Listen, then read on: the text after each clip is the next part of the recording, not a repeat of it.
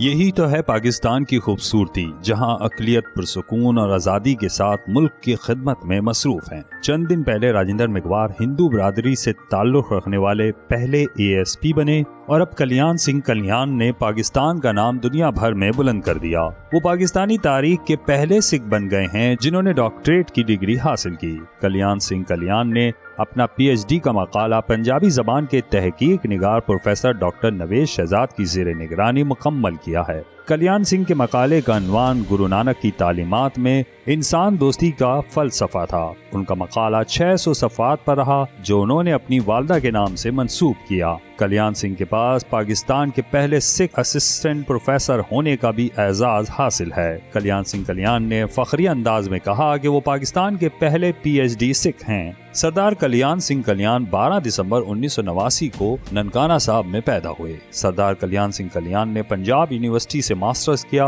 انہوں نے 2016 میں پنجابی زبان میں MPhil بھی کیا۔ ان کی گریجویشن 2005 میں پنجاب یونیورسٹی سے الحاق شدہ گورنمنٹ ننکانہ صاحب کالج سے ہوئی۔ وہ لاہور کی گورنمنٹ کالج یونیورسٹی میں پنجابی کے اسسٹنٹ پروفیسر کے طور پر خدمات سر انجام دے رہے ہیں۔ پبلک سروس کمیشن کے ذریعے منتخب ہونے کے بعد انہوں نے گجرانوالہ اور گلبرگ کالجز میں بھی خدمات انجام دیں۔ سردار کلیان سنگھ نے جون 2013 میں Quaid Azam institute of computer sciences سے انٹرنیٹ ٹولز میں سرٹیفکیٹ کے ساتھ کمپیوٹر ٹیکنالوجی سیکھی۔ اس کے بعد اسی انسٹیٹیوٹ سے DCA اور WPD میں حاصل کی۔